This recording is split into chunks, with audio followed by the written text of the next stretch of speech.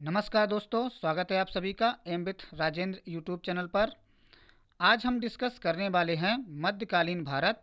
और मध्यकालीन भारत में कुछ इम्पोर्टेंट क्वेश्चन मैंने सेलेक्ट किए हैं जो आपके एग्ज़ाम में कई बार पूछे जा चुके हैं। और ये क्वेश्चन जो है एमसीक्यू बेस्ड हैं। आपका कोई भी एग्ज़ाम हो उसके लिए बहुत ही महत्वपूर्ण क्वेश्चन हैं ये। तो वीडियो को लास्ट तक देखें तभी कुछ फ़ायदा होगा। और आइए देखते हैं एक एक करके, और उससे रिलेटेड जो भी फैक्ट बनेंगे वो भी मैं डिस्कस करने वाला हूँ। आइए शुरू करते हैं।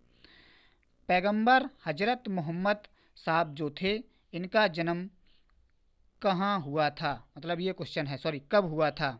तो कहाँ हुआ था अगर ये भी क्वेश्चन पूछा जाए तो इनका जन्म हुआ था मक्का में, ठीक। और कब हुआ था तो ये आपको बताना है।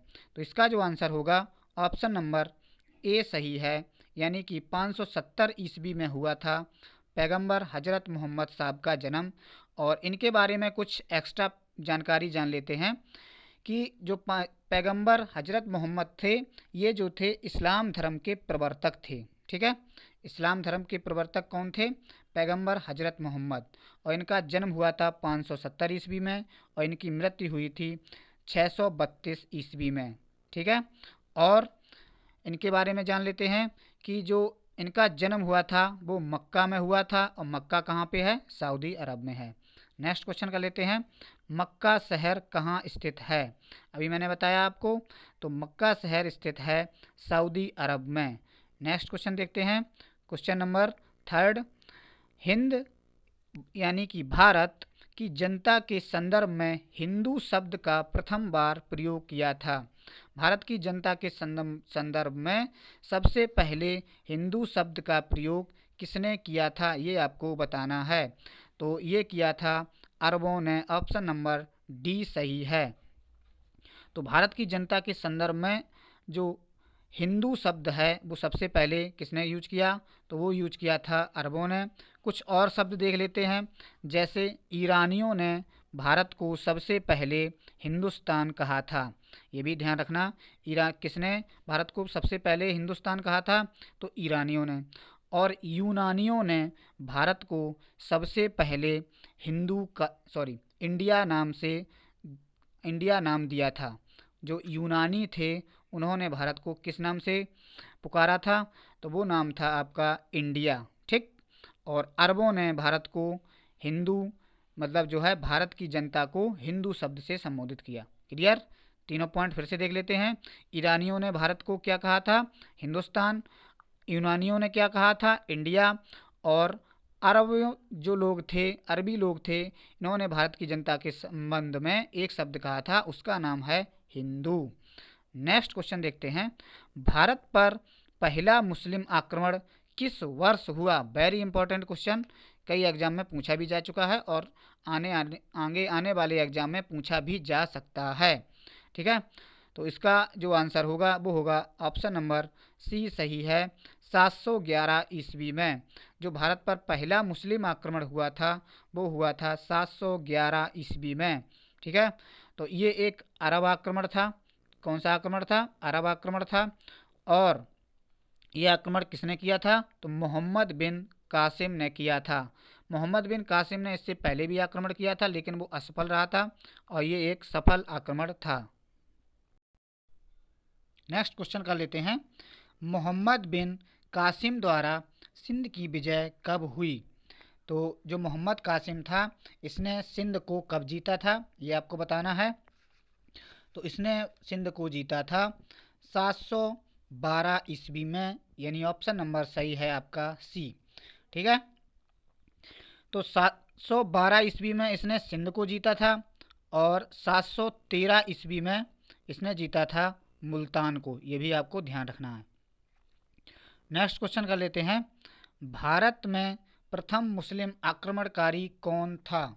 ये आपको बताना है कि जो भारत था उस पर प्रथम मुस्लिम आक्रमणकारी कौन था। तो ये अभी मैंने आपको बताया है, जो मोहम्मद बिन कासिम था, इसने भारत पर किया था प्रथम मुस्लिम आक्रमण। ऑप्शन नंबर यहाँ पर है आपका सी सही है। तो ठीक है, मोहम्मद बिन कासिम ने जो है भारत पर किया था पहला मुस्लिम आक्रमण, और ये जो है भारत पर पहला मुस्लिम आक्रमण था। और ये एक अरब आक्रमण था। तो आइए देखते हैं नेक्स्ट क्वेश्चन। भारत पर सर्वप्रथम मुस्लिम आक्रमणकारी कौन थे? जो भारत पर सर्वप्रथम मुस्लिम आक्रमणकारी थे वो कौन थे? तो वो गजनी थे, या गौर के थे, या अरब के थे, या उपयुक्त में कोई नहीं। तो इसका जो आंसर होगा वो होगा आपका ऑप्शन नंबर सही है सी।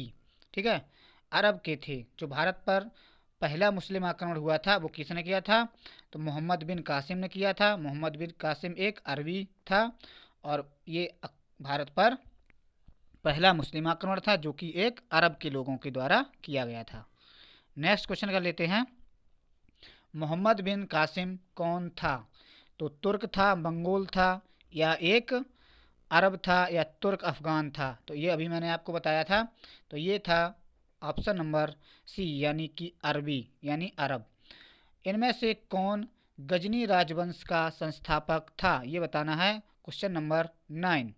इनमें से जो कौन था वो गजनी राजवंश का संस्थापक था, ये आपको बताना है। तो जो गजनी राजवंश था उसका संस्थापक था, ऑप्शन नंबर ए सही है, अल्पतगीन।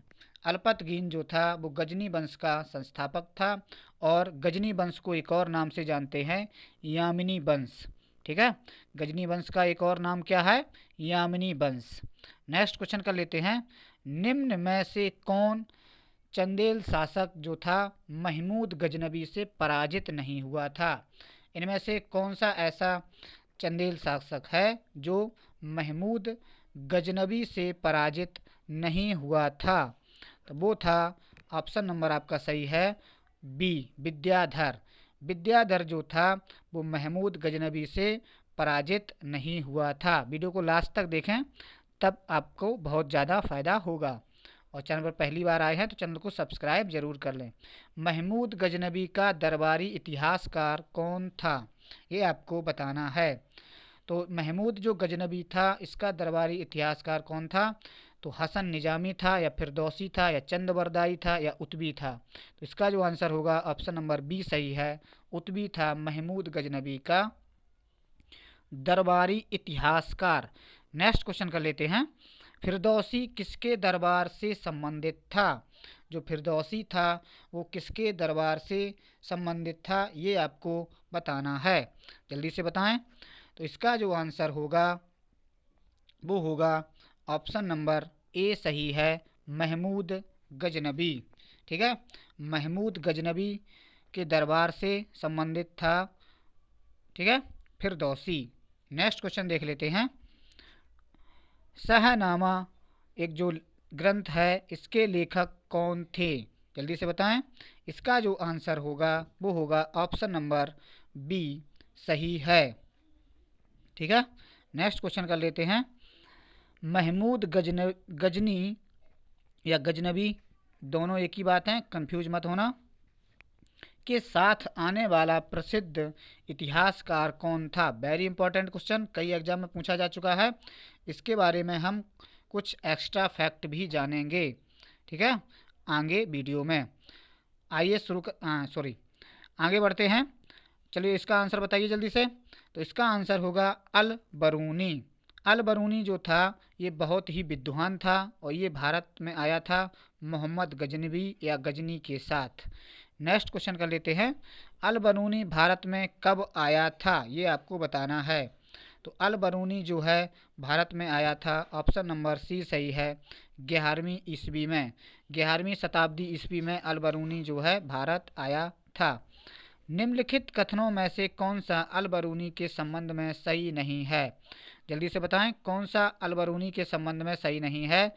तो वह एक धर्मनिरपेक्ष लेखक था, या वह उसका ग्रंथ उस समय के जीवंत भारत से प्रभावित था, वह संस्कृत का विद्वान था, या वह त्रिकोणमिति का विशेषज्ञ था? तो इसमें से आपको जो गलत है वो बताना है कि वो अल बरूनी के संबंध में कौन सा सही नहीं है। तो इसका जो आंसर होगा वो होगा ऑप्शन नंबर ए सही है, यानी कि वह एक धर्मनिरपेक्ष लेखक नहीं था। वो जो है बहुत ही विद्वान लेखक था और उसने जो है कई सारे ग्रंथ जो है लिखे हैं, आगे देखेंगे अभी हम। ठीक है, और बाकी ऑप्शन सही हैं, जैसे उसका ग्रंथ उस समय के जीवंत भारत से प्रभावित था। मतलब जीवंत भारत का मतलब जो भारत में जो भी घटनाक्रम चल रहा था उससे संबंधित थे। वह संस्कृत का बहुत बड़ा विद्वान था। वह त्रिकोणमिति का भी विशेषज्ञ था। नेक्स्ट क्वेश्चन कर लेते हैं, पुराणों का अध्ययन करने वाला प्रथम मुसलमान कौन था? ठीक है, तो पुराणों का अध्ययन करने वाला पहला मुसलमान कौन था? ठीक है, जल्दी से बताएं। जो हमारे पुराण हैं उनका अध्ययन करने वाला पहला मुसलमान कौन था? तो इसका जो आंसर होगा वो होगा ऑप्शन नंबर सी सही है, यही था अलबरूनी। अलबरूनी के बारे में थोड़े इंपॉर्टेंट फैक्ट देख लेते हैं। अलबरूनी का जो जन्म हुआ था वो हुआ था 973 ईस्वी में। ठीक है, कहाँ पर हुआ था? तो इसका प्राचीन नाम था खीवा। क्या नाम था? और आधुनिक नाम है ख्वारिज्म। ठीक, अब जो अलबरूनी था इससे संबंधित एक क्वेश्चन एग्जाम में बार बार पूछा जाता है, वो है कि इसने किस ग्रंथ की रचना की? तो उसका नाम है तहकीक ए हिंद। क्या है? तहकीक ए हिंद। तहकीक ए हिंद की जो रचना की थी वो की थी अलबरूनी ने। तो कई बार एग्जाम में इस तरह से भी क्वेश्चन पूछा जा चुका है। तो कि तहकीक ए हिंद की रचना किसने की है? तो आपका आंसर होगा अलबरूनी। और अलबरूनी जो था उसके बारे में मैंने आपको बता ही दिया कि उसका जन्म जो है 973 ईस्वी में हुआ था। और कहाँ पे हुआ था? खीवा में या ख्वारिज्म में। इसके बारे में जो तहकीक ए हिंद है इसके बारे में इम्पोर्टेंट पॉइंट देख लेते हैं। जो तहकीक ए हिंद है इसका पहली बार इंग्लिश में जो ट्रांसलेशन किया था, इंग्लिश में अनुवाद किया था, वो किया था सचाऊ ने। क्या नाम है इनका? सचाऊ। और इसका जो हिंदी में ट्रांसलेशन किया था वो किया था रजनीकांत शर्मा ने। किसने किया था? रजनीकांत शर्मा ने। और आप ये भी जान लीजिए कि ये जो तहकीक ए हिंद है ये अरबी भाषा में लिखा गया था। आगे बढ़ते हैं। किसने एक तरफ संस्कृत मुद्रा लेख के साथ चांदी के सिक्के निर्गत किए? तो ऐसा कौन सा शासक था जिसने एक तरफ संस्कृत मुद्रा लेख के साथ चांदी के सिक्के की शुरुआत करवाई थी अपने शासन काल में? तो इसका जो आंसर होगा वो होगा ऑप्शन नंबर बी सही है, महमूद गजनबी। महमूद गजनबी ने एक तरफ जो है अरबी में और दूसरी तरफ संस्कृत में, तो इसके जो ऊपर को जो सिक्का होता था उसमें अरबी भाषा में लिखा होता था और दूसरी तरफ का जो सिक्का होता था उसमें जो है संस्कृत भाषा में लिखा होता था। तो आप ये समझिए कि इसने चांदी के सिक्के चलवाए थे। ठीक, नंबर 1 पॉइंट। नंबर 2, उस सिक्के पर एक तरफ इसने जो है संस्कृत भाषा के मुद्रा लेख लिखवाए थे। ठीक, और ऊपरी तरफ जो है अरबी भाषा में। तो एक तरफ अरबी भाषा में और एक तरफ संस्कृत भाषा में। नेक्स्ट क्वेश्चन देख लेते हैं। निम्नलिखित में से मध्य एशिया के किस शासक ने 1192 में उत्तर भारत को जीता? जल्दी से बताएं। इसका जो आंसर होगा, इसका आंसर होगा ऑप्शन नंबर सी सही है, मोहम्मद गौरी ने। तो 1192 में हुआ था तराइन का द्वितीय युद्ध जिसमें इन्होंने पृथ्वीराज चौहान को हराया था। और उससे पहले 1191 में हुआ था तराइन का प्रथम युद्ध जिसमें मोहम्मद गौरी पृथ्वीराज चौहान से हार गया था। तो ये दोनों पॉइंट आपको याद रखने हैं। और मोहम्मद गौरी का पूरा नाम है शहाबुद्दीन मोहम्मद गौरी। ठीक है, ये महमूद गजनबी है और ये हैं जलालुद्दीन मंगबरनी और ये हैं चंगेज खान। ठीक है, नेक्स्ट क्वेश्चन पे बात करते हैं। मोहम्मद गौरी को सबसे पहले किसने पराजित किया? जल्दी से बताएं कमेंट करके। इसका जो आंसर होगा, कमेंट जरूर किया करें। ठीक है, अपना स्कोर जो है जरूर कमेंट किया करें, ये बात ध्यान रखना। तो उससे क्या होगा, आपकी जो नॉलेज है वो भी चेक होती रहेगी, आपको कितने क्वेश्चन आ रहे हैं वो भी चेक होते रहे। तो वीडियो के लास्ट में जब सारे क्वेश्चन खत्म हो जाएं तो आप अपना स्कोर जरूर कमेंट करना। और अगर वीडियो पसंद आए तो वीडियो को लाइक ज़रूर कर देना। ठीक है, मोहम्मद गौरी को सबसे पहले किसने पराजित किया था ये आपको बताना है। तो मोहम्मद गौरी को सबसे पहले पराजित किया था, ये किया था भीम द्वितीय ने, जिसका एक और नाम था मूलराज द्वितीय। तो ये 1178 में जो मोहम्मद गौरी है, मतलब तराइन के युद्ध से पहले ये आक्रमण करता है गुजरात पर।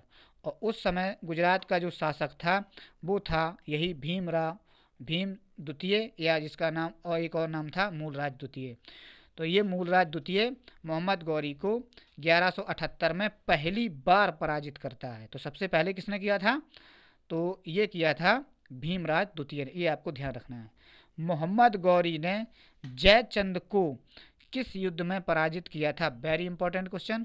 तो ये इन्होंने किया था, इसको ऑप्शन नंबर सही है सी, यानी कि 1194 में। और भी युद्ध देख लेते हैं, जैसे कि तराइन का युद्ध 1191 में हुआ था, तराइन का द्वितीय युद्ध 1192 में हुआ था, अभी डिस्कस किया, और कन्नौज का युद्ध 1194 में हुआ था। इस तरह से भी देखते हुए चलें, कभी कभी ये भी पूछ दिया जाता है कि तराइन का प्रथम युद्ध कब हुआ था, इसकी जो सन होती है, डेट, वो भी पूछ दी जाती है। आगे बात करते हैं, निम्नलिखित में से कौन सा मोहम्मद गौरी द्वारा चंदावर के युद्ध में पराजित किया गया था? जो चंदावर का युद्ध था उसमें मोहम्मद की गौरी के द्वारा चंदावर के युद्ध में किसे पराजित किया गया, अभी देखा था। तो ये 1194 में लड़ा गया था चंदावर का युद्ध, और इसमें पराजित हुआ था जयचंद, यानी ऑप्शन नंबर बी सही है। ठीक है, नेक्स्ट क्वेश्चन कर लेते हैं। नेक्स्ट क्वेश्चन देखते हैं, क्वेश्चन नंबर 23। युद्ध जिसमें भारत में मुस्लिम शक्ति की स्थापना हुई थी वह कौन सा युद्ध था? ये आपको बताना है। तो ऐसा कौन सा वो युद्ध था जिसमें भारत में मुस्लिम शक्ति की स्थापना हुई थी? तो तराइन का प्रथम युद्ध था, तराइन का द्वितीय युद्ध था, या पानीपत का प्रथम युद्ध था, या पानीपत का द्वितीय युद्ध था? तो इसका जो आंसर होगा वो होगा ऑप्शन नंबर बी सही है, तराइन का द्वितीय युद्ध।